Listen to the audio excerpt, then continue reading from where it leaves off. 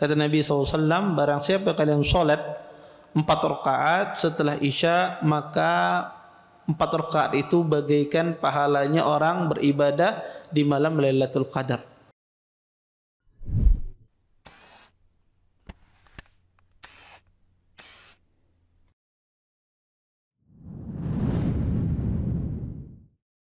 Assalamualaikum warahmatullahi wabarakatuh. Innal hamdalillah nahmaduhu wa nasta'inuhu wa nastaghfiruh wa na'udzu billahi min shururi anfusina wa min sayyiati a'malina. May yahdihillahu fala mudilla lahu wa may yudlil fala hadiya lahu. Asyhadu an la ilaha illallah wahdahu la syarika lahu wa asyhadu anna Muhammadan abduhu wa rasuluh. Fa in asdaqal hadits kitabullah wa khairul hadi hadi Muhammadin sallallahu alaihi wasallam wa syarrul umuri muhdatsatuha wa kullu muhdatsatin fid din bid'ah wa kullu bid'atin dalalah wa kullu dalalatin fin nar. Amma ba'd.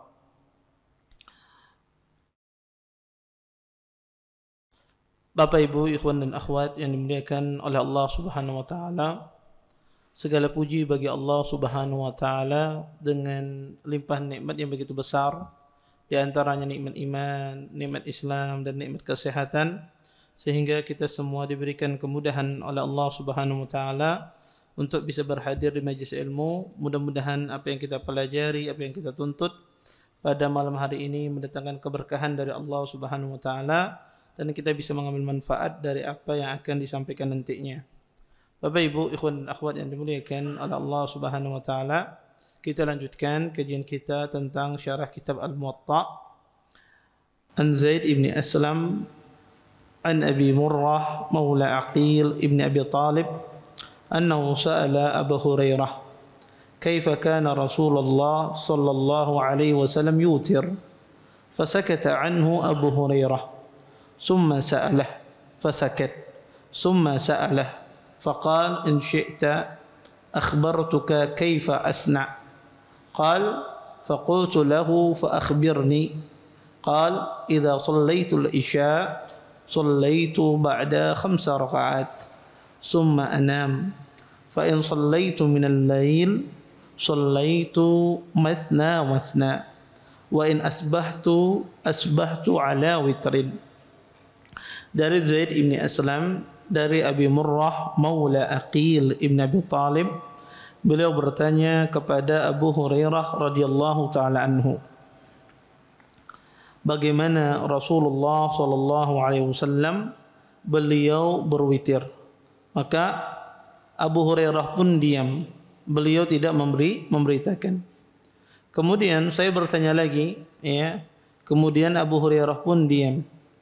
Kemudian saya bertanya lagi, maka berkata Abu Hurairah, jika engkau mau, kata Abu Hurairah, saya akan beritakan kepada engkau bagaimana aku melaksanakan salat witir. Maka kata Abi Murrah maula Aqil bin Abi Talib, beritakan kepadaku, kasih tahu kepadaku bagaimana engkau berwitir. Maka Abu Hurairah mengatakan, kata beliau, jika saya salat Isya, saya salat setelahnya 5 rakaat. Kemudian saya tidur. Dan jika saya bangun, jika saya salat dari malam hari, maka saya salatnya 2-2 sampai pagi. Dan jika pagi saya berwitir. Bapak Ibu, ikhwan dan akhwat yang dimuliakan oleh Allah Subhanahu wa taala, athar ini menjelaskan kepada kita bagaimana sahabat yang mulia ini beliau berwitir. Maka beliau menjelaskan bahwasanya beliau ketika habis sholat Isya, beliau berwitir setelahnya. Berapa rakaat? 5 rakaat. Maka sebagaimana kita katakan, witir itu boleh 5 rakaat, boleh 3 rakaat, boleh 1 rakaat, boleh 7 rakaat. Mungkin yang jadi pertanyaan bagi kita, bagaimana cara berwitir 5 rakaat? Para ulama menjelaskan ada beberapa cara ketika seorang berwitir dengan 5 rakaat. Sebagian ulama mengatakan ada 3 cara ketika kita berwitir dengan jumlah bilangan 5 rakaat. Bisa kita melaksanakan sholat itu dengan cara 2 rakaat kemudian 1 rakaat, 2 rakaat salam, kemudian 2 rakaat salam, kemudian satu rakaat. Dan ini cara juga yang diperbolehkan oleh para ulama. Cara yang kedua adalah seseorang sholat 5 rakaat sekaligus. Dia tidak duduk tasyahud kecuali di rakaat yang kelima. Maka ini cara yang kedua, dan ini cara yang paling dianjurkan oleh para ulama, kebanyakan para ulama. Ketika kita berwitir 5 rakaat, kita sholat 5 rakaat sekaligus, tidak duduk kecuali di akhirnya duduk tasyahud kemudian salam. Kemudian cara yang ketiga adalah seseorang dengan cara dia sholat 5 rakaat, di rakaat keempat dia duduk tasyahud tapi tidak salam. Di rakaat keempat dia duduk tasyahud tapi tidak salam. Selesai tasyahud dia naik ke rakaat kelima. Di rakaat kelima dia duduk tasyahud lagi, kemudian dia salam. Maka ini 3 sifat atau 3 cara ketika kita melaksanakan sholat witir dengan 5 rakaat. Seperti itu pula kalau Anda melaksanakan sholat witir dengan jumlah bilangan 7 rakaat. Kemudian ya, di dalam hadis ini ya, beliau mengatakan bahwasanya beliau ketika sholat malam beliau sholat 2 rakaat. Kemudian beliau tutup ya sholat malam beliau tersebut ya, wa in asbahtu, maksudnya jika masuk waktu subuh, maksudnya adalah sebelum terbit fajar, maka beliau berwitir. Artinya witir itu sunnahnya diakhirkan. Kemudian juga di hadis Abu Hurairah ini menunjukkan bahwasanya boleh sholat sunnah atau boleh seseorang melaksanakan sholat witir langsung setelah sholat isya. Tidak mengharuskan seseorang itu sholat witir dia bangun dari tidurnya atau di akhir malam. Dan ini perbuatan Abu Hurairah. Beliau sholat setelah sholat isya itu 5 rakaat. Kita tahu bahwasanya setelah sholat isya itu ada sholat sunnah, yaitu yang disebut dengan sholat sunnah ba'diyah, sholat sunnah yang masyhur, sunnah muakkadah. Apakah boleh sholat witir itu mendahului sholat sunnah ba'diyah? Contoh misalnya dia setelah isya langsung sholat witir, tidak sholat sunnah ba'diyah setelah isya. Maka para ulama mengatakan tidak mengapa, tetapi itu menyelisihi sunnah. Sunnahnya adalah seseorang melaksanakan sholat isya 2 rakaat. Karena itu sunnah yang warid dari Nabi SAW. Adapun sebagian orang beranggapan bahwasanya sunnah juga setelah sholat isya itu sholat 4 rakaat. Disebutkan di dalam sebagian riwayat bahwasanya sholat 4 rakaat ya setelah isya, sholat sunnah 4 rakaat setelah isya itu pahalanya seperti ya seseorang mendapatkan Lailatul Qadar. Disebutkan di dalam sebuah hadis dari hadis ya Abdullah bin Abbas, beliau mengatakan Nabi SAW bersabda, "Man shalla arba'an ba'dal isya kunna kamislihinna fi Lailatul Qadar." Kata Nabi SAW, barang siapa kalian sholat 4 rakaat setelah isya, maka 4 rakaat itu bagaikan pahalanya orang beribadah di malam Lailatul Qadar. Hadis yang serupa, banyak sekali hadis yang semacam ini. Hadis-hadis semacam ini hadis yang tidak sahih. Ya, maka hadis ini tidak sahih. Baik itu yang disandarkan langsung kepada Nabi SAW ataukah disandarkan kepada sahabat Nabi SAW. Dan perkataan ini cuma perkataan seorang tabi'in, bukan perkataan Rasulullah SAW. Hadis semacam ini banyak sekali ya, diriwayatkan oleh Ibnu Abbas ya. Hadis Ibnu Abbas yang saya bacakan tadi, rawinya bernama Ibnu Farru Al-Misri. Dia adalah seorang rawi yang lemah ya. Dikatakan oleh para ulama dia adalah seorang rawi yang lemah ya. Kemudian juga ada hadis Abdullah bin Umar serupa. Karena ini masyhur di kalangan ikhwah, salat isya, setelah salat isya 4 rakaat itu pahalanya seperti Lailatul Qadar. Kata para ulama, tidak ada yang sahih di dalam masalah ini ya. Baik itu hadis Aisyah, bahkan juga perkataan sahabat Nabi SAW. Maka semuanya tidak ada yang sahih. Yang masyhur sering dinukil adalah perkataan Abdullah bin Mas'ud. Kata Abdullah bin Mas'ud, "Man shalla arba'an ba'dal isya la yafsil bainahunna bitaslim uddilna bimislihinna min lailatul qadar." Kata Abdullah bin Mas'ud, barang siapa salat 4 rakaat setelah isya tidak dipisah dengan salam, maka dia bagaikan ya salat di malam Lailatul Qadar. Dan ini adalah hadis yang mungkar, ya asar yang mungkar. Di dalam sanadnya ada seorang rawi yang bernama Abdul Jabbar ibni Abbas. Ala kulli hal, para ulama mengatakan salat sunnah setelah isya itu 2 rakaat. Kalau 4 rakaat tidak ada masalah. Kemudian setelahnya seseorang boleh melaksanakan salat witir. Kalau dia mendahulukan witir terlebih dahulu, maka insya Allah tidak mengapa. Ya, tetapi itu menyelisih sunnah Nabi sallallahu alaihi wasallam. Kemudian kita lanjutkan ke hadis berikutnya. An Yahya ibn Sa'id, an Sa'id ibn Musayyab, annahu qala, kana Abu Bakar Siddiq radhiyallahu ta'ala anhu, idza arada an ya'tiya firashahu awtar, wa kana Umar bin Khattab radhiyallahu ta'ala anhu yutiru akhirul lail. Thumma qala Sa'id ibn Musayyab, fa amma ana fa idza ataitu firashi awtartu. Kata Yahya ibn Sa'id dari Sa'id ibn Musayyab, beliau mengatakan, sesungguhnya Abu Bakar As-Siddiq radhiyallahu taala anhu, jika beliau datang ke kasurnya, ya, maka beliau berwitir. Dan Umar bin Khattab radhiyallahu taala anhu, jika beliau ya berwitir, maka beliau berwitir di akhir lail. Kemudian kata Sa'id bin Musayyab, adapun saya, jika saya datang ke ranjangku, ke kasurku, saya berwitir. Bapak Ibu ikhwan dan akhwat yang dimuliakan oleh Allah Subhanahu wa taala, pertama athar ini tidak sahih ya. Kenapa? Karena Sa'id bin Musayyab beliau tidak bertemu dengan Abu Bakar. Ya, tidak bertemu dengan Abu Bakar As-Siddiq radhiyallahu taala anhu.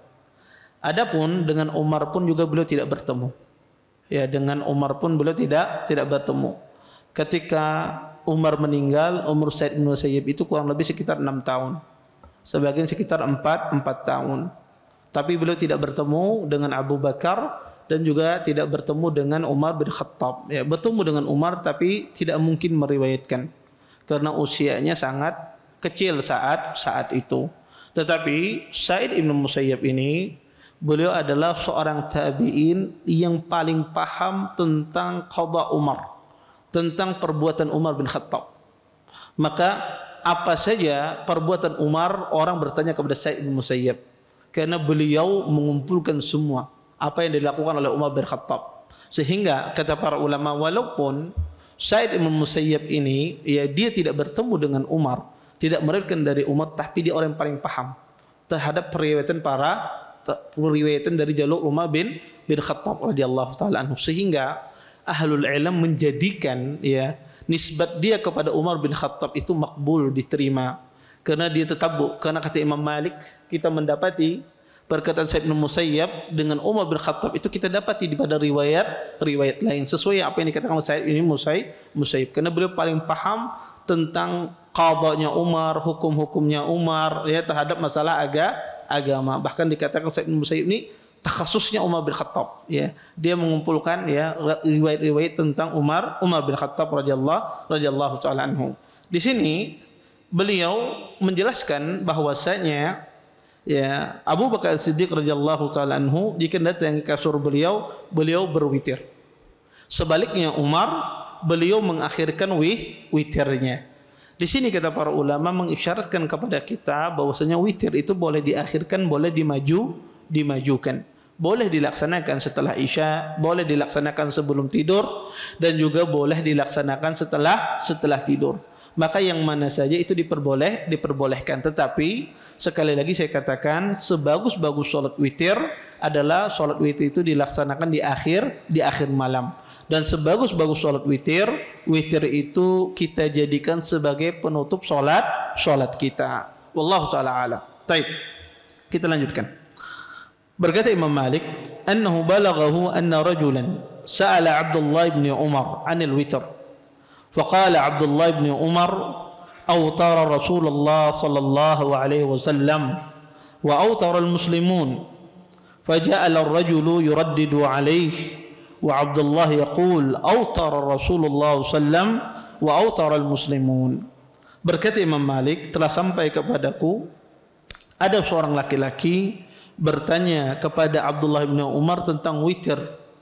Maka Abdullah bin Umar pun menjawab, Rasulullah SAW telah berwitir dan juga telah berwitir kaum muslimun. Maka laki-laki itu pun mengulang-ulang perkataan ini. Maka Abdullah bin Umar pun mengatakan, autara Rasulullah wa autara muslimun. Kata laki-laki ini mengatakan, dan Abdullah mengatakan bahwasanya Rasulullah berwitir dan orang-orang muslimin pun juga berwitir. Bapak Ibu ikhwan dan akhwat yang dimuliakan oleh Allah Subhanahu wa taala, pertama, asar ini atau hadis ini adalah tidak sahih. Kenapa? Karena di dalam sanadnya Imam Malik mengatakan telah sampai kepadaku. Beliau tidak pernah bertemu dengan Abdullah ibn Umar. Ya. Imam Malik kalau meriwayatkan dari Abdullah ibn Umar pasti melewati jalur Nafi'. An Malik, an Nafi', an Ibn Umar. Ya. Di sini Imam Malik mengatakan telah sampai kepadaku dari Abdullah ibn Umar. Ini disebut dengan balagat. Balagat Imam Malik. Atau di Muwatta ini sangat banyak perkataan balagani, balagani, balagahu, ya, telah sampai kepadaku, telah sampai kepadanya. Itu disebut balagat di dalam ilmu hadis. Balagat itu salah satu jenis dari jenis hadis yang terputus. Salah satu jenis dari jenis hadis yang terputus munqati sanadnya. Jenis hadis yang lemah. Ya. Tetapi Imam Malik rahimahullah taala ketika beliau menyebutkan balagani, Imam Ibn Abdul Bar rahimahullah taala di dalam kitabnya At-Tamhid, ya, karena syarah Muwatta ini yang paling bagus ada syarahnya dua kitab. Kitab At-Tamhid Ibn Abdul Bar dan kitab Al-Istidkar punya Ibn Abdul Bar. Karena para ulama mengatakan kitab hadis yang paling terbaik mensyarah, yang terhindar dari akidah Asy'ariyah. Kenapa? Karena zamannya ahlul hadis, ketika hadis ini memiliki masa. Jadi pada abad kelima itu mulai seseorang itu banyak ulama mensyarah hadis pada abad kelima.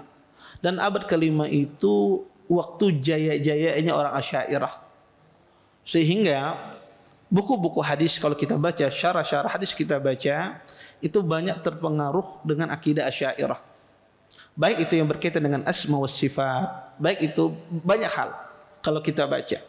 Maka buku hadis yang tidak terpengaruh, ya, syurahul hadis, ya, buku-buku yang mensyarah hadis, ya, tidak terpengaruh dengan akidah Asy'ariyah cuma dua ditulis oleh ulama terdahulu, yaitu bukunya Imam Ibn Abdul Bar Al-Istidkar dan Tamhid, dan bukunya Al-Hafidh Ibn Rajab Fathul Bari Syarh Sahih Al-Bukhari. Fathul Bari itu disyarah oleh Al-Hafidh Ibn Hajar, ya. Kitab Sahih Bukhari disyarah oleh Hafidh Ibn Hajar dan juga disyarah oleh Ibn Rajab. Ibn Rajab lebih dahulu mensyarah Sahih Bukhari, beliau menamakan Fathul Bari. Kemudian diikuti oleh Al-Hafidh Ibn Hajar juga menyarah Sahih Bukhari, beliau menamakan Fathul Bari. Tapi sayangnya Fathul Bari Ibn Rajab tidak sempurna. Ibn Rajab meninggal ketika sampai pada hadis bab jenazah. Tidak sempurna. Padahal kalau seandainya kitab itu selesai, maka itu adalah kitab yang paling terbaik di dalam syarah hadis. Ya, kitab Fathul Bari punya Ibn Rajab. Makanya Ibn Khaldun di dalam kitab muqaddimahnya beliau mengatakan sesungguhnya umat Islam ini, kata Ibn Khaldun, memiliki hutang sama Imam Bukhari. Ya, Ibn Khaldun itu punya kitab namanya kitabnya Al-Muqaddimah. Kitab Al-Muqaddimah ini semua ilmu ada. Makanya orang baca kitab Muqaddimah itu orang yang menguasai, orang yang mengetahui banyak ilmu. Karena dalam kitab Al-Muqaddimah Ibn Khaldun semua ilmu ada. Ilmu kimia ada, ilmu teknik ada, ilmu desain ada di sana. Semua ilmu ada, ilmu agama ada. Karena dalam kitabnya Al-Muqaddimah dia bicara semua ilmu. Makanya orang kalau ingin menjadi punya wawasannya luas, baca kitab Muqaddimah Ibn Khaldun. Ya, maka itu semua pengetahuan dijelaskan di dalam buku tersebut. Ya, ini kitab yang luar biasa ditulis oleh Ibn Khaldun. Di dalam kitab Al-Muqaddimahnya beliau mengatakan bahwasanya, kata beliau, umat Islam ini terutang dengan Imam Bukhari, bahwasanya tidak ada yang bisa mensyarah seperti syarahnya Ibn Rajab. Ya. Kemudian subhanallah, ya, datanglah Hafidh Ibn Hajar. Ya, setelah Ibn Khaldun, maka ya Hafidh Ibn Hajar pun mensyarah seperti syarahnya Ibn Rajab. Walaupun tidak sama, tapi seperti Ibnu Rajab. Maka kata para ulama, hutangnya umat sudah lunas dengan munculnya Ibnu Hajar yang menyempurnakan kitab Fathul Bari. Maka kitab yang terbaik yang menjelaskan kitab Al-Muwatta ini adalah kitab Tamhid dan Istidkam, ya, yang dikarang oleh Imam Ibnu Abdul Bar, ya, salah satu ulama dari Maghrib, ulama dari Maroko, hidup pada abad ke-5. Di situ beliau menyebutkan, ya, hadis-hadis yang terputus di kitab Muwatta ini. Hadis-hadis yang terputus dari kitab Muwatta ini, di situ disebutkan semua jalurnya, sanadnya, semuanya ada di kitab Tamhid tersebut. Ya, Anda kalau baca Anda tidak paham. Ya, kenapa? Karena itu kitab sanad, ya, berisi sanad. Ya, sehingga kalau Anda baca mungkin tidak paham apa ini. Fulan aja. Padahal itu kitab sangat penting. Karena Imam Ibnu Abdul Bar rahimahullahu taala, beliau berusaha, ya, sanad-sanad yang lemah di kitab Muwatta ini dia datangkan sanadnya jalur lain untuk menguatkan. Makanya kitab Al-Muwatta ini dikatakan kitab asahul kutub ba'da kitabillah. Disebutkan oleh sebagian ulama, kitab yang paling sahih setelah Al-Quran adalah kitab Al-Muwatta. Tentu perkataan ahlul ilm semacam ini sebelum ditulisnya Sahih Bukhari, Sahih Muslim. Sebelum ditulisnya Sahih Bukhari, Sahih Muslim, mereka berkata demikian. Maka di situ disebutkan jalur-jalurnya. Tetapi hadis yang kita baca tadi, hadisnya lemah. Kenapa? Karena terputus sanadnya. Di sini juga ingin menjelaskan, Imam Malik rahimahullah taala ingin menjelaskan tentang masalah bahwasanya Rasulullah itu berwitir. Para sahabat itu juga berwitir. Ini beliau ingin menekankan bahwasanya tentang penegasan witir itu sendiri, dan sudah kita jelaskan pada pertemuan sebelumnya bahwasanya yang benar dari sholat witir itu hukumnya adalah sunnah yang sangat ditekankan, dan tidak pantas seseorang yang berilmu, apalagi penuntut ilmu, tidak melaksanakan sholat witir. Antum ini adalah penuntut ilmu, jangan kira antum ini pedagang. Antum datang ke majelis ilmu adalah antum penuntut ilmu, maka tidak pantas seseorang itu meninggalkan sholat witir bagi para penuntut ilmu. Adapun orang awam di luar sana, ya itu urusan dia. Tapi orang-orang seperti Anda semua yang datang di sini adalah penuntut ilmu. Ya, jangan kira karena sebagian jamaah mindsetnya penuntut ilmu itu orang kuliahan, datang ke syekh. Sebagian orang berpikir semacam itu, kalau aku ini ala kadarnya, datang masjid ini mencari berkah, lawan ustaz kan. Pian itu penuntut ilmu, baik ibu-ibu dan bapak itu ada penuntut ilmu, orang datang ke majelis ilmu. Maka ya aib seorang penuntut ilmu dia meninggalkan sholat witir, ya, apalagi kada sembahyang berjamaah, luar biasa. Ya, kada sembahyang berjamaah di masjid. Baik, kita lanjutkan hadis berikutnya. Berkata Imam Malik, annahu balaghahu anna Aisyah zaujin Nabi sallallahu alaihi wasallam كانت تقول من خشي أن ينام حتى يصبح فليوتر قبل أن ينام ومن رجا أن يستيقظ من آخر الليل فليؤخر وتره. Berkata Imam Malik, telah sampai kepadaku dari Aisyah istri Nabi sallallahu alaihi wasallam, barang siapa takut dia tidur, ya, sampai pagi, maka hendaklah dia berwitir sebelum tidur, kata Aisyah. Dan barang siapa berharap dia bisa bangun di akhir lail, maka hendaklah dia mengakhirkan witirnya. Dan hadis ini juga kita katakan asar ini juga adalah asar yang terputus sanadnya, karena Imam Malik tidak bertemu dengan Aisyah radhiyallahu taala anha. Tetapi di sini juga menegaskan tentang masalah witir itu hendaknya dilaksanakan di akhir malam. Kecuali orang yang tidak sanggup untuk melaksanakannya, maka berwitir di awal malam. Karena Bapak Ibu, ya, syaitan ini sangat pandai menggoda manusia. Kadang kita digoda dengan, ya, hendak sembahyang witir habis isya. Jadi syaitan kan ikem kau aja bangun malam, ya, 1 rakaat ini gampang aja. Kayaknya aja pas sebelum subuh 10 menit kau aja 1 rakaat, ya, pas ya subuh, ya, subuhnya kada terbangun, witirnya kada dikawi. Ya. Maka kadang orang demikian. Maka setiap manusia itu mengetahui faktor lemah di dalam dirinya. Kalau Anda lemah untuk melaksanakan sholat witir itu di akhir malam, laksanakan di awal malam. Jangan seseorang hendak melaksanakan insya Allah laksanakan witir di akhir malam. Kada digawi isuknya isuk ini insya Allah di akhir malam. Kada digawi setahunan kayak itu aja. Iya, hendak terus tapi kada pernah digawi. Maka kalau sudah tahu kayak itu 2 hari 3 hari kada kau bangun di pertengahan malam gawi habis isya. Habis sholat isya, sholat sunnah atau sebelum guring sholat witir 1 rakaat kita berwudu sudah sholat witir 1 rakaat atau 3 rakaat. Kalau seandainya bangun bisa nanti malam maka kita sholat tahajud qiyamul lail. Taib. Kita lanjutkan hadis berikutnya. An-Nafi' annahu qala kuntu bi Makkah ma Abdullah bin Umar was samaa'u mutaghayyimatun fa khashiya Abdullah bin Umar as-subha fa awtara bi wahidatin thumma takashshafa al-ghaym fara'a alayhi laylan فشفع بواحدة ثم صلى بعد ذلك ركعتين فلما خشي الصبح أوتر بواحدة. Dari Nafi' beliau mengatakan sesungguhnya ya aku di Mekah bersama Abdullah bin Umar. Kemudian pada saat itu langit mendung gelap. Maka Abdullah bin Umar takut datang waktu subuh. Maka beliau berwitir 1 rakaat. Kemudian setelah itu hari pun cerah, ya, maksudnya malamnya cerah, tidak gelap lagi. Fara'a alaihi lailan. Kemudian Abdullah bin Umar melihat ya malam tersebut, artinya masih belum masuk waktu subuh. Fasyafa'a biwahidatin. Kemudian beliau ya menyempurnakan witir tadi 1 rakaat. Summa shalla ba'da dzalika rak'atain.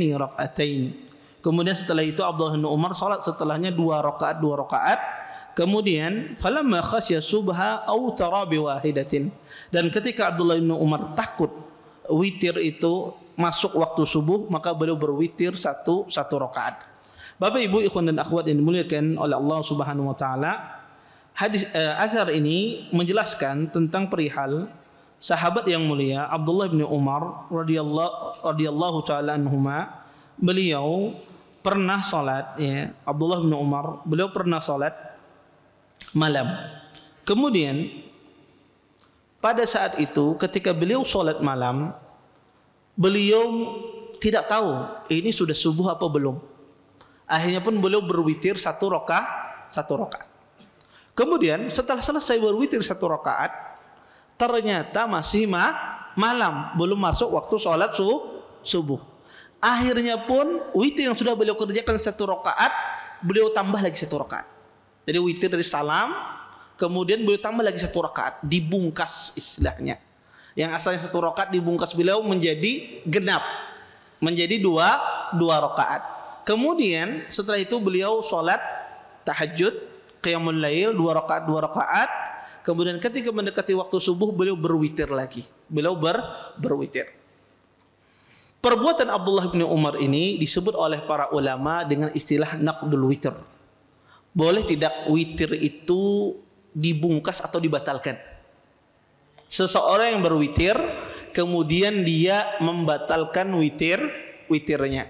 Contoh misalnya Anda di awal malam sudah berwitir. Kemudian setelah itu Anda bangun malam. Anda pengen apa? Akhir sholat Anda adalah sholat witir. Nah, sedangkan ada hadis Nabi SAW melarang seseorang melakukan 2 witir dalam satu malam. La witrani fi lailah. Maka Anda ingin sholat setelah witir itu dan juga diakhiri dengan sholat witir. Maka bagaimana caranya? Maka dia bungkas sholat witirnya yang pertama. Yang 3 rakaat dia tambahi 1 rakaat menjadi 4 rakaat. Maka 4 rakaat ini bukan witir, namanya syafa, genap. Karena witir itu adalah ganjil. Ya. Maka ini disebut dengan naqdu al-witir. Para ulama rahimahullahu taala mereka berselisih tentang masalah naqdul witir, membatalkan witir ini. Jumhur ulama mereka mengatakan bahwasanya orang yang membungkas witir ini tidak boleh. Ya, ini tidak boleh. Kata mereka kalau sudah berwitir maka tidak boleh lagi witir itu digenapkan. Dan ini pendapat kebanyakan para ulama, di antaranya pendapat Imam Ibnu Arabi, Qadi Iyad, Ibnu Rushd ya, dan yang lainnya. Ya. Apa dalil mereka? Pertama, mereka berdalil dengan hadis Nabi SAW, la witrani fi lailah. Tidak ada dua witir di dalam satu malam. Maka kalau anda witir lagi 1 rakaat setelahnya, kata mereka ini witir lagi. Sebelumnya sudah berwitir 1 rakaat, kemudian tambah lagi witir untuk membungkas yang sebelumnya. Maka ini kata mereka witir. Sedangkan hadis Nabi la witrani fi lailah. Tetapi para ulama yang membolehkan, mereka mengatakan bahwasanya ya, hadis yang kalian gunakan itu hadisnya lemah, kata mereka. Hadis la witrani fi lailah, sebagian ahlul ilm melemahkannya. Ya, di antaranya Imam Ahmad sendiri melemahkan hadis tersebut. Ya, kata Imam Ahmad bin Hanbal ya, tentang hadis tentang la witrani fi lailah ya. Karena hadis la witrani fi lailah ini diriwayatkan oleh Qais ibn Talqin. Imam Ahmad ditanya oleh Imam Abi Dawud rahimahullahu taala, qultu li Ahmad, Qais ibn Talqin qal ma a'lamu bi ba'san ya. Kemudian Khalal ya menukil perkataan Imam Ahmad, ghairuhu asbat minhu. Kata Khalal, kata Imam Ahmad, sesungguhnya selain dia lebih kuat di dalam periwayatannya. Maka ya sebagian ulama melemahkan ya hadis la witrani fi lailah, di antaranya Ibnu Ma'in. Ya, kata beliau, kata Imam Ibnu Ma'in, qad aktsaran nas fi Qais ibn Talqin wa la yuhtajju bi hadisihi. Kata Yahya Ibnu Ma'in, banyak sekali orang menggunakan riwayatnya Qais ibn Talqin, sesungguhnya dia tidak dijadikan hujjah di dalam hadisnya. Maka ulama yang membolehkan, mereka membantah hadis tersebut hadis yang lemah. Wallahu taala alam, dari sisi sanad hadis ini adalah hadis yang sahih, hadis yang hasan. Adapun bantahan mereka terhadap Qais ibn Talqin, maka Qais ibn Talqin ya, seorang rawi ya, yang diperselisihkan oleh para ulama. Tapi setidak-tidaknya adalah dia seorang rawi yang hasan hadis, orang yang bisa dihasankan hadisnya. Kemudian ya, ahlul ilm juga menjelaskan di dalam dalilnya tentang tidak boleh seseorang melaksanakan yang membatalkan witir tersebut, bahwasanya pelaksanaan 2 witir ini ya tidak dilakukan, kata mereka, membungkas witir ini, kata mereka, tidak dilakukan oleh kebanyakan para sahabat. Banyak para sahabat, kata mereka, mengingkari perbuatan membungkas witir ini yang satu digenapkan menjadi 2. Ini pendapat yang pertama. Pendapat yang kedua dari kalangan para ulama, bahwasanya boleh seseorang itu ya membungkas witirnya, dan ini adalah perbuatan dari Khulafaur Rasyidin, di antaranya perbuatan Abu Bakar, di antaranya perbuatan Utsman bin Affan radhiyallahu taala anhu. Mereka melakukan hal tersebut. Di antaranya Utsman bin Affan, dikatakan, kata Utsman, amma ana fa idza aradtu an aquma min al-lail aw tawtu bi raq'ah summa nimtu fa idza qumtu wasaltu ilaiha ukhra. Kata Utsman, jika seandainya saya bangun malam, kemudian saya berwitir 1 rakaat, kemudian saya tidur. Jika saya bangun lagi, wasaltu ilaiha ukhra, maka saya, kata beliau, menyambungnya ke rakaat berikutnya. Artinya beliau sempurnakan witir tersebut. Maka ini di antara dalil sebagian ahlul ilm mengatakan bahwasanya boleh membungkas witir. Juga mereka berdalil dengan perbuatan Abdullah bin Umar yang disebutkan oleh Imam Malik ini. Wallahu taala a'lam. Afdalnya kalau kita sudah berwitir kemudian bangun di malam hari, afdalnya adalah tidak berwitir lagi. Terus apa Ustaz dilakukan? Maka afdalnya adalah kita sholat sunnah 2 rakaat, kemudian jangan ditutup dengan witir. Itu afdalnya. Tapi kalau ada di sebahagian orang ingin dia membungkas witirnya, dia bungkas witirnya tersebut dengan melaksanakan 1 rakaat, apakah salah? Tidak salah. Karena itu perbuatan sebagian sahabat Nabi, di antaranya Abdullah bin Umar dan juga sahabat-sahabat yang lain. Tetapi kita katakan afdalnya adalah seseorang tidak membungkas witirnya, tidak menyempurnakan witirnya. Kemudian para ulama juga mengatakan bahwasanya seseorang itu kalau dia setelah witir boleh dia sholat, dan ini ahlul ilm hampir sepakat. Baik dia sudah berwitir ataukah witirnya diakhirkan, maka boleh sholat sunnah. Cuma bedanya adalah kalau yang sudah berwitir tidak berwitir lagi. Adapun yang belum berwitir maka dia tutup akhir sholatnya dengan witir. Dan inilah pendapat yang insya Allah pendapat yang paling mendekati kebenaran. Taib. Kemudian bagaimana kalau seandainya seseorang itu mendapati imam sedang berwitir tetapi dia masbuk, dan dia mendapati imam ketinggalan 1 rakaat. Imamnya sholat berwitirnya 3 rakaat secara sekaligus. 3 rakaat 1 kali salam. Dia ketinggalan 1 rakaat pertama, dapatnya 2 rakaat. Taib. Ketika dia masuk bersama imam, imam itu 2 rakaat. Apa yang harus dia lakukan? Witir itu harus ganjil. Sedangkan dia mendapat 3 genap karena ketinggalan 1 rakaat. Apakah dia salam bersama imam, kemudian dia naik 1 rakaat, ataukah dia imam salam dia naik 1 rakaat? Maka kata para ulama, kalau orang mendapati kasus semacam ini, afdalnya adalah ketika imam salam dia menyempurnakan 1 rakaat. Dia tidak salam bersama imam. Maka itu afdalnya demikian. Bagi orang yang mendapati imamnya sedang melaksanakan genap padahal imamnya sedang salat witir karena dia masbuk, maka dia menyempurnakan 1 rakaat ketika imam itu salam. Kemudian juga kata para ulama, bagaimana kalau seandainya orang itu sudah berwitir kemudian mendapati imamnya witir. Contoh misalnya pian sudah berwitir di malam hari, kemudian pas sholat tengah malam ada orang melaksanakan sholat tahajud misalnya di Mushola Al-Faruq, ya, pian datang, tiba-tiba dapati imam di sini banyak orang, pemuda Ammar misalnya, sholat tahajud berjamaah misalnya, ya. Kemudian pian dapati di sini, padahal pian sudah sholat malam di rumah. Taib. Di sini mereka belum berwitir, Anda ikut sholat bersama mereka. Ketika witir apa yang harus dilakukan? Apakah kita ketika mereka berwitir kita tidak ikut witir, ataukah kita ketika mereka berwitir kita sempurnakan witirnya? Maka di sini sebetulnya seorang boleh memiliki banyak pilihan. Pilihan yang pertama, dia berwitir bersama imam, ketika imamnya salam di rakaat yang ganjil dia naik 1 rakaat. Atau dia tidak ikut witir sama sekali bersama imam. Dan insya Allah itu juga ditulis dia sholat bersama imam sampai selesai.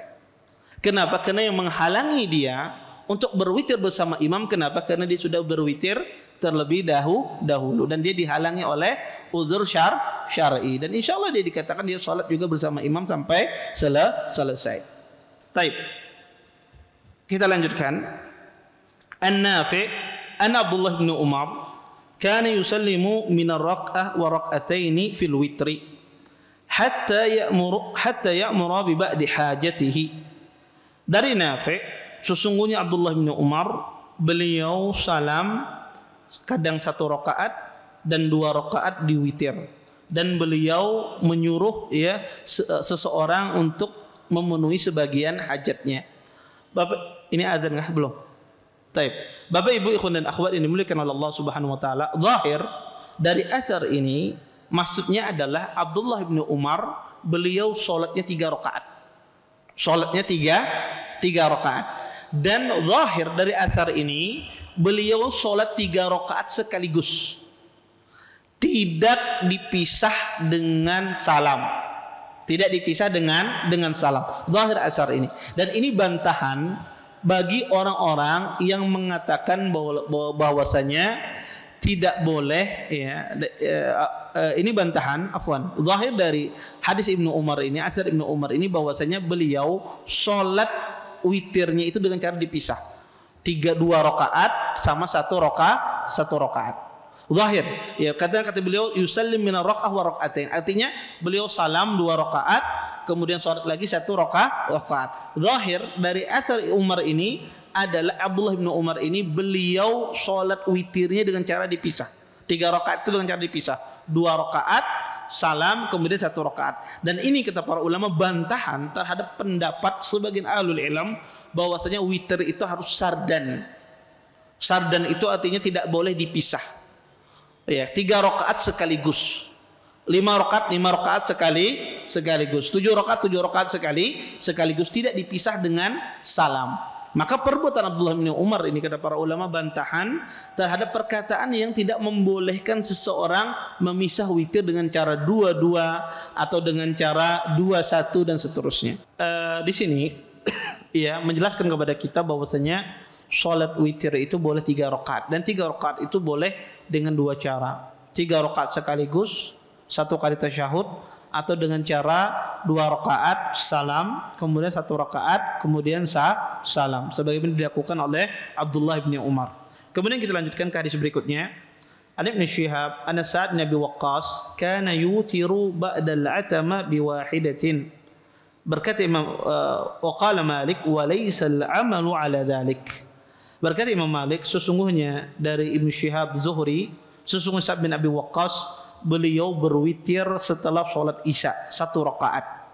Dan berkata Imam Malik walaisal amalu ala dhalik, dan ini bukan yang kita amalkan. Artinya beliau ingin menjelaskan berwitir boleh setelah isya 1 rakaat, tapi afdalnya adalah witir itu di akhir sholat malam. Ya. Dan penamaan isya dengan atamah sebetulnya boleh, tetapi afdalnya adalah sholat isya itu kita menamakan dengan sholat isya. Ya, karena ada larangan dari Nabi seseorang menamakan isya itu dengan atamah. Ya. Maka kata para ulama afdalnya namanya salat isya itu dinamakan salat isya, tidak dinamakan salat atamah. Kemudian kita lanjutkan. An Abdullah bin Dinar, anna Abdullah bin Umar kana yaqul salatul maghrib witru salatid nahar. Dari Abdullah bin Dinar, sesungguhnya Abdullah bin Umar berkata, salat maghrib itu adalah witirnya salat siang. Kata Nabi SAW, kata Abdullah bin Umar, salat maghrib itu adalah witirnya salat siang. Kenapa salat maghrib dikatakan witirnya salat siang? Karena salat maghrib 3 rakaat. Dan dia satu-satunya salat yang rakaatnya ganjil. Semuanya genap 2, 4. Ya, ada selain maghrib ganjil? Tidak ada. Kecuali salat maghrib. Maka kata para ulama dia dinamakan witrun nahar. Pertama karena dia rakaatnya ganjil. Kemudian yang kedua dia adalah satu-satunya salat yang dekat waktunya dengan siang. Jadi habis sore itu langsung maghrib. Maka dinamakan itu karena kedekatannya dengan waktu siang. Maka dinamakan adalah witru an-nahar. Sekedar istilah penamaan saja. Dan ini menunjukkan bahwasanya salat witir itu adalah solat yang ganjil. Tidak boleh solat witir itu genap. Kalau yang genap maka itu bukan solat witir. Kemudian berkata Imam Malik, man awtara min awalil lail summa nam summa qam fabada lahu an yusalli falyusalli mathna wa masna wa hadha ahabbu ma sami'tu ilayya. Berkata Imam Malik, barang siapa berwitir di awal malam, kemudian dia tidur, kemudian dia bangun, kemudian dia ingin sholat lagi, maka sholatlah ya 2-2. Dan ini yang paling saya sukai. Artinya Imam Malik rahimahullah taala berpandangan barang siapa yang sudah berwitir kemudian bangun maka jangan berwitir lagi, sholat 2 saja, jangan dia berwitir kembali. Maka ini yang paling saya sukai dan ini yang kita katakan tadi yang paling selamat dari khilaf yang ada. Walaupun tadi sudah saya katakan ada khilaf di kalangan para ulama boleh membungkas witir sebagaimana dilakukan oleh Abdullah bin Umar. Tapi abdalnya adalah kalau kita sudah berwitir maka kita tidak perlu lagi berwitir dengan cara dibungkas, tapi laksanakan saja salat malam tersebut tanpa ditutup dengan witir. Wallahu taala alam. Mungkin ini yang bisa ulun sampaikan. Mudah-mudahan bermanfaat dari apa yang ulun sampaikan tadi. Kalau ada pertanyaan silahkan kalian bertanya. Ya.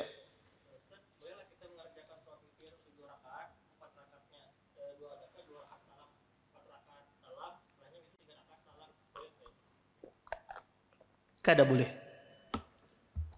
Kalau seseorang berwitir, ya, dia dengan cara 4 rakaat gitu ya, salam gitu ya, kemudian dia 3 rakaat, maka ini cara yang tidak diajarkan oleh para ahlul ilm. Ya, maka cara witir yang 7 rakaat itu adalah dengan 3 cara tadi yang saya jelaskan. Dia 7 rakaat sekaligus sembahyang, kemudian salam di akhir, atau dia dua, atau dia 7 rakaat, di rakaat ke-6 dia duduk tasyahud, kemudian tidak salam, naik ke rakaat berikutnya, rakaat ke-7, tasyahud dan salam. Ini caranya, 3 ini saja, tidak ada lebih dari itu. Wallahu taala alam. Baik, ada yang lain?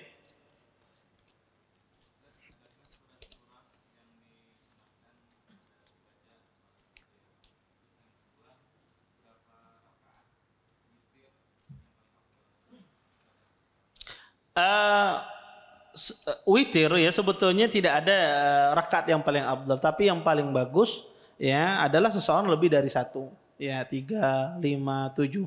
Adapun dibaca maka baca muawwidzatain, ya baca dia surah Al-Ikhlas, Qul a'udzu birabbil falaq, Qul a'udzu birabbin nas. Kalau witirnya banyak maka dia baca surah-surah yang lain, ya. Baca Sabbisma rabbikal a'la dan yang semisalnya. Maka seseorang ketika dia salat witirnya lebih dari 3 rakaat, ya 5 rakaat, maka baca surah-surah selain muawwidzatain. Dan adakah salat witir yang paling afdal, paling banyak, ya? Maka tidak ada. Kata para ulama 3 itu adalah adnal kamal, yaitu yang paling bagus. Artinya 3 ke atas itu bagus. Tentunya semakin banyak rakaat itu semakin bagus. Banyak rakaatnya, panjang bacaannya itu yang terbagus di dalam salat malam. Wallahu a'lam. Taib. Misalkan tadi sholat witirnya 3 rakaat, tapi 1 rakaatnya pertama duluan, baru 2 rakaatnya diakhirkan belakangan. Nggih, boleh kayak itu Ustaz. Kawan sedikit hendak mengetahui yang akidah Asy'ariyah itu seperti apa sih Ustaz? Ulun tahu itu. Ya, taib. Allah khair. Jazakumullah khair. Boleh tidak salat witirnya satu rakaat pertama, 2 rakaat belakangan? Ini bukan salat witir. Yang witirnya dianggap ada rakaat pertama tadi. 2 rakaat setelahnya itu salat sunnah. Salat sunnah. Karena witir itu harus ganjil ditutup dengan ganjil. Bukan ditutup dengan yang genap. Kalau ada orang niatnya 3 rakaat witir, tapi 1 rakaat dulu witirnya. Kemudian baru 2 rakaat. Maka witirnya sebetulnya yang di 1 rakaat itu. 2 rakaat setelahnya itu bukan witir. Tapi salat sunnah biasa. Kemudian apa itu akidah Asy'ariyah? Asy'ariyah ya memiliki pemahaman akidah, tentu ada hal-hal yang berbeda antara Asy'ariyah dengan akidah Ahlussunnah wal Jamaah. Dan antara perbedaannya tentunya banyak ya, tetapi yang sering dibahas tentang masalah asma was sifat ya. Sebagai mereka banyak mentakwil nama-nama dan sifat-sifat Allah Subhanahu wa taala. Makanya orang Asy'ariyah tidak menetapkan sifat-sifat Allah sebagaimana yang mereka membatasi. Pertama mereka membatasi bahwasanya sifat Allah itu ya hanya ada 13 ya. Bahkan ada yang menyampaikan sampai 20, itu terkena dengan sifat 20. Walaupun ini adalah akidah Maturidiyah juga ya. Sehingga mereka tidak memasukkan sifat-sifat Allah yang lain, membatasi nama sifat. Kemudian mereka banyak mentakwil sifat Allah Subhanahu wa taala. Di antaranya mereka mentakwil sifat istiwa dengan istaula. Istaula itu artinya menguasai. Maka mereka menafikan Allah itu bersemayam di atas arasnya. Ya, mereka apalagi yang mutakallimin zaman sekarang. Ya, bahkan mereka mengatakan bahwa Allah tidak bersemayam di aras. Allah itu tidak bertempat. Tidak di atas, tidak di bawah, tidak di kanan, tidak di kiri, tidak di samping, tidak di luar alam, tidak di dalam alam. Terus di mana kada tahu? Ya, bahwasanya Allah kada tahu. Maka ini tentu ya menyelisih Al-Qur'anul Karim. Allah berfirman dalam Al-Qur'an, Ar-Rahmanu 'alal 'arsy istawa.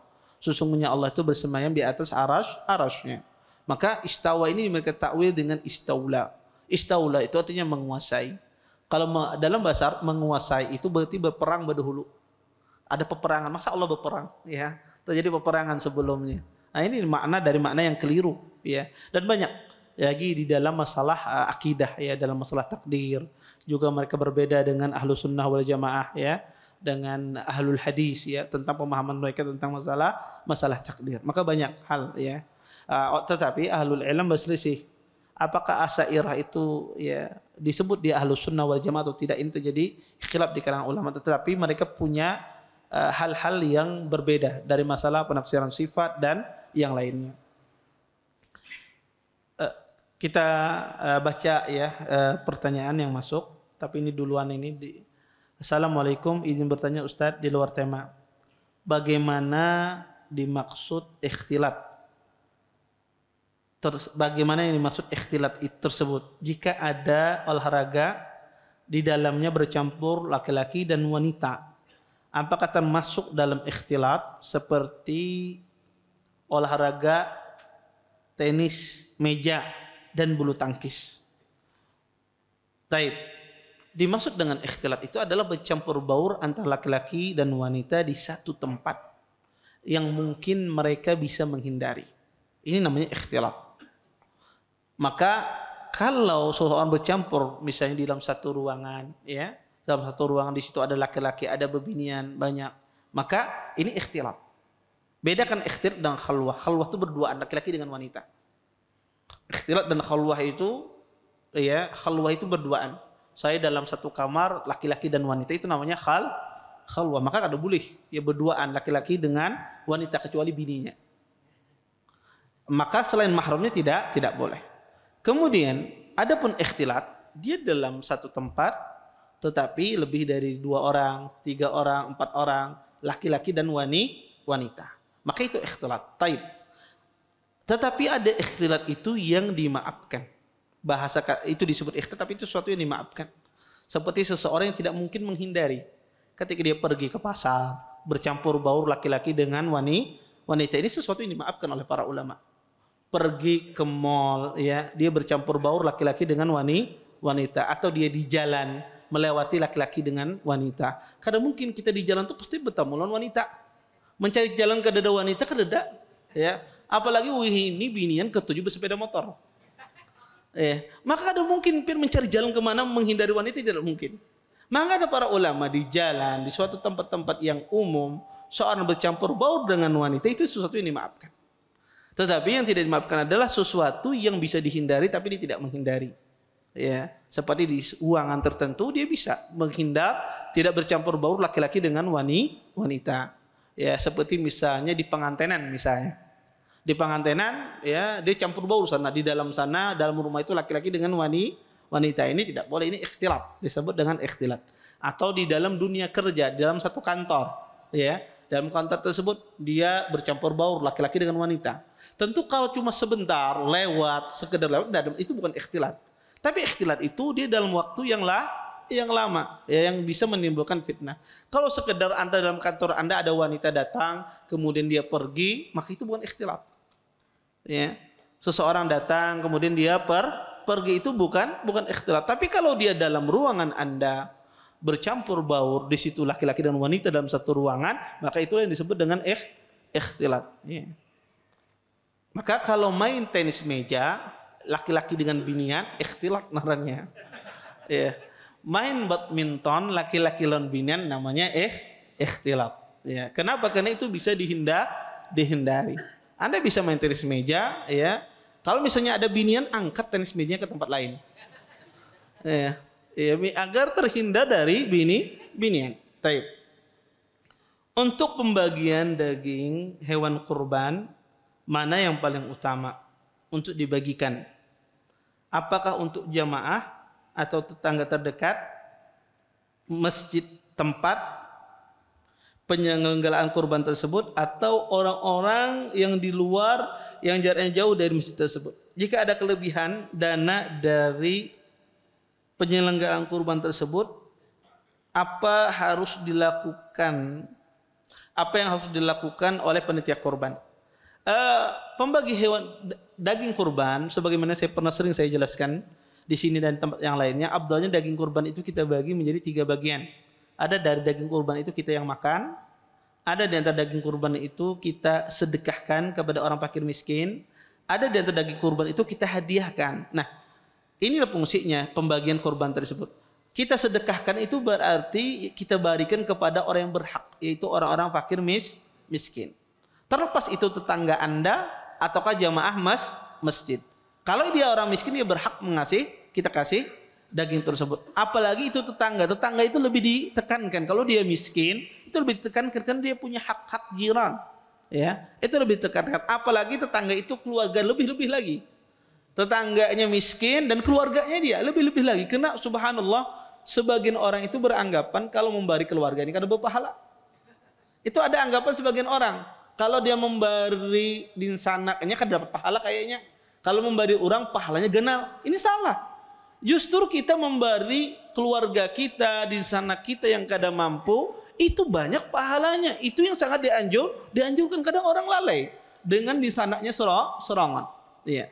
Maka yang ketiga adalah dengan cara kita memberi hadiah. Nah, hadiah ini Bapak Ibu itu tidak mesti orang miskin, tapi orang yang mungkin dekat dengan Anda, satu kajian jamaah misalnya, maka itu bisa dikasih dalam bentuk hadiah.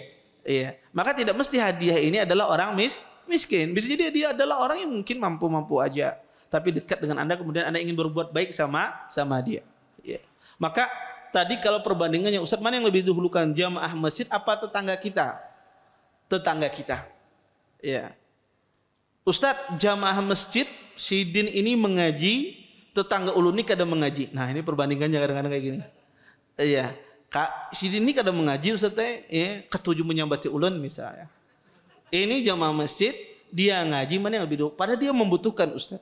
Mana yang tidak? Maka kata para ulama, kalau kondisinya demikian, kalau Anda tidak memberi tetangga Anda itu tidak menimbulkan mudarat, dia tidak kelaparan, tidak apa-apa, maka kita berusaha mendahulukan yang makan daging kita, memakan harta kita adalah orang yang bertakwa. Maka carilah orang yang bertakwa yang memakan. Kalau seandainya kada dibari tetangga itu menimbulkan mudarat. Kalau dia menimbulkan mudarat, dia orang kelaparan, wajib kita bari. Wajib kita kasih, kada boleh kita kada mengasih. Ya. Tetapi ini adalah ketika dia tidak kelaparan, tidak menimbulkan mudarat. Kalau kada dikasih, mana yang didahulukan? Ulun bisa kecil sebutikannya aja seteh. Ya. Tapi kalau dapat kecil sebanyak, maka berbagilah ke tetangga Anda dan ke orang yang masjid atau orang yang Anda lihat Masya Allah soleh dan bertakwa. Dan sebetulnya kayak gitu, kita itu berusaha mencari orang itu yang kita kasih sedekah, yang kita kasih bantuan adalah orang yang bertakwa. Karena orang bertakwa ini Bapak Ibu ya, itu jarang mereka itu meminta-minta. Ya, kadang mereka tidak menampakkan ya kefakiran mereka di hadapan manusia. Nah, orang-orang semacam inilah yang dicari sebetulnya. Ya, di masjid, di tempat kajian, dan ini orang yang mulia. Mereka tidak mengadahkan tangannya di hadapan manusia. Taib. Kalau ada kelebihan dari dana kurban, kemana dikembalikan? Kelebihan dana kurban itu seharusnya ya, itu semuanya harus dikembalikan kepada kurban itu, yang menerima kurban. Tapi kalau sudah ada kelebihan dana, maka dikasih tahu kepada pengurban. Ini ada kelebihan dana, kami dari panitia ingin menggunakan ini misalnya. Maka kalau diizinkan oleh orang yang berkorban ya gunakan. Tapi kalau tidak diizinkan maka dikembalikan kalau kelebihan dana tersebut. Maka bagusnya dari sejak awal mengatakan adapun kelebihan dana nanti digunakan untuk operasional masjid misalnya, atau digunakan untuk membantu lembaga pendidikan, atau digunakan untuk membantu yatim piatu, panti asuhan.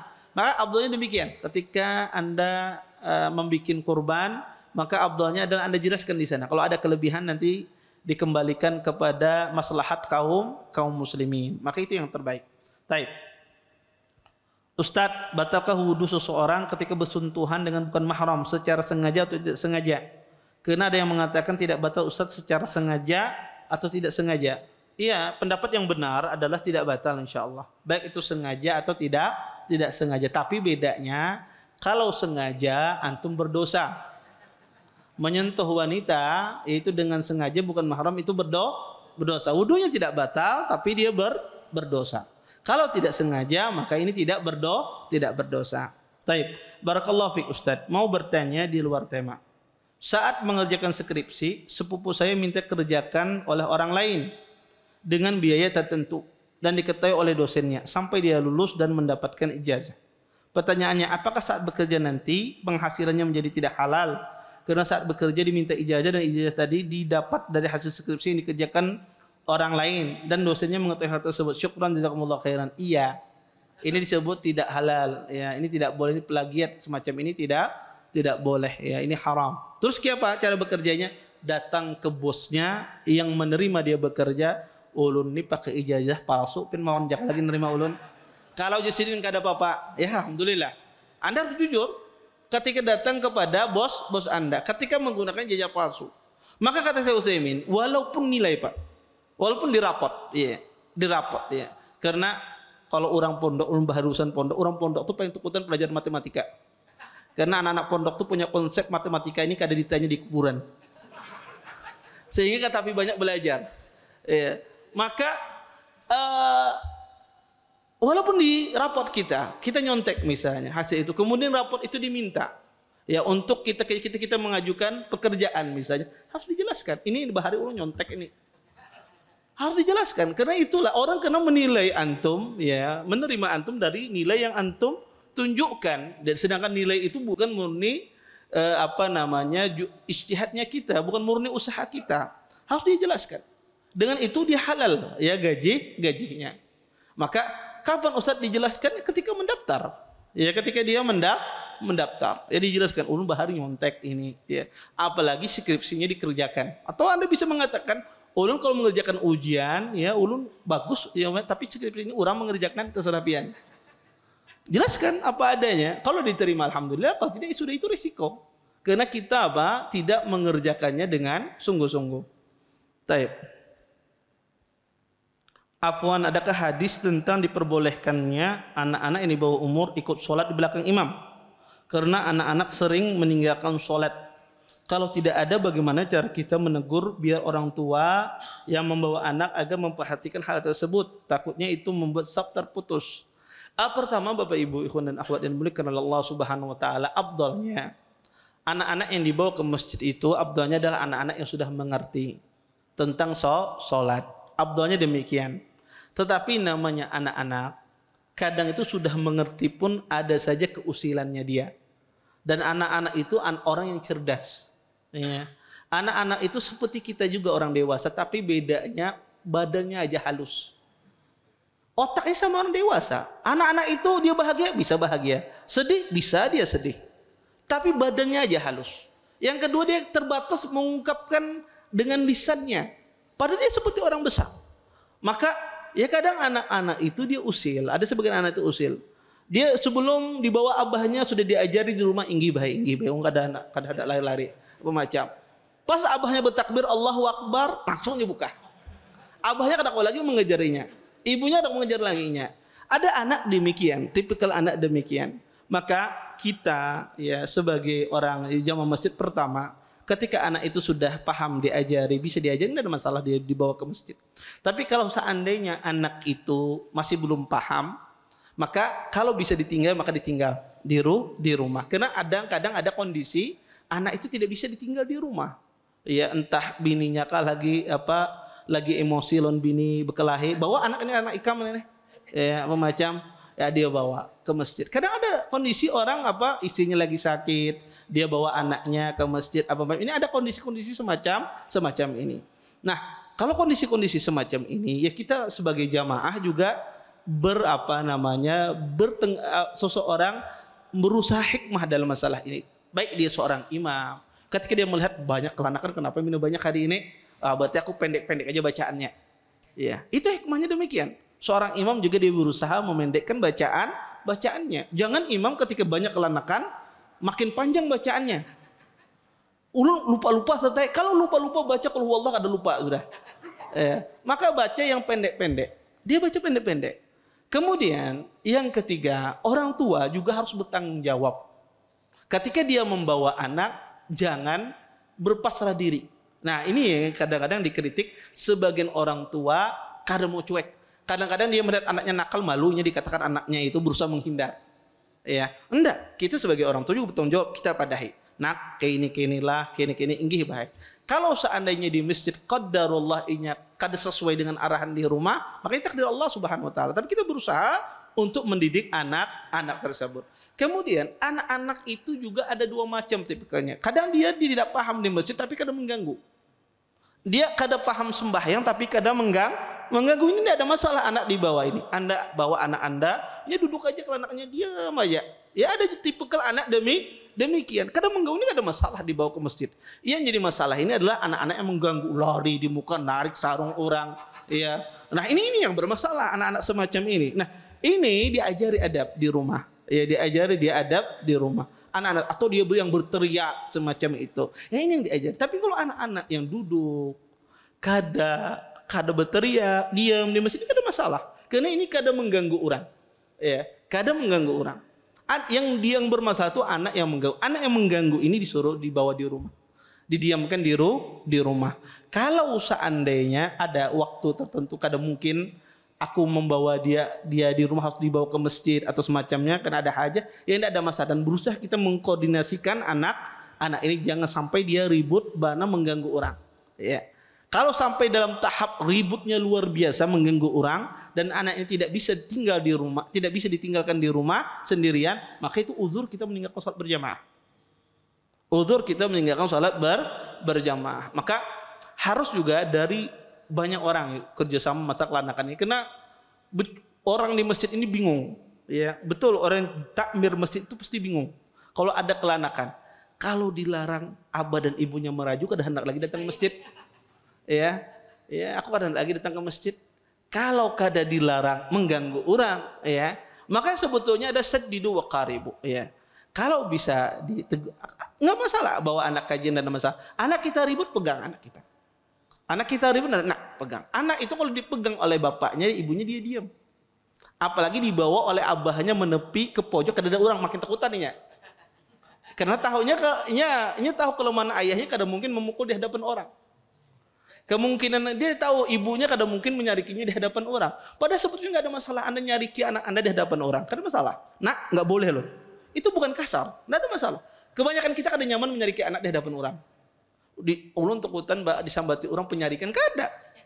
Itu salah satu metode mengajar anak kita. Jadi dia tahu ada, wah abahku ini seram jualah.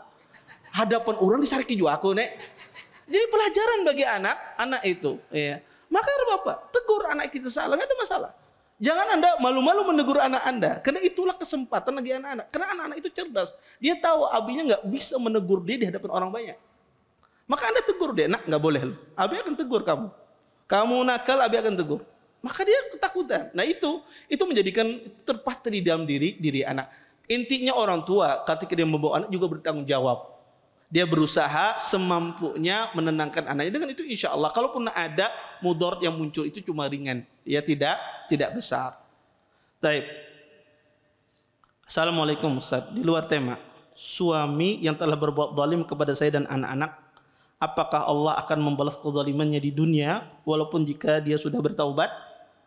Kezaliman tetap ya, itu akan ya, seseorang berbuat zalim terhadap manusia itu hubungannya tidak hanya dengan Allah saja, tapi hubungannya dengan manusia walaupun istri dan anak-anaknya. Maka kezaliman itu pasti ada hukumannya. Ya, kezaliman itu pasti ada hukumannya. Maka dia bertaubat kepada Allah tidak cukup sampai dia minta maaf kepada istrinya dan anaknya. Kalau dulu istrinya dipukul, Ustaz ulun ditamparnya. Boleh tidak ulun menampar balik Ustaz? Boleh, kata Bapak. Ya, kalau seandainya dia meminta balasan, ya. Wa in aqabtum fa'aqibu bimisli ma uqibtum, kata Allah. Jika kalian ya orang berbuat zalim kata kalian, maka balas dengan balasan yang setimpal.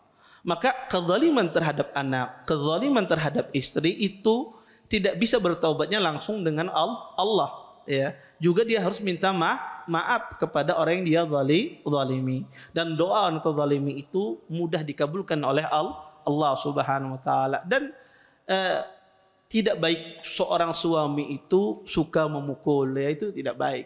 Itu bukan laki-laki pemberani, bahkan itu adalah laki-laki pengecut.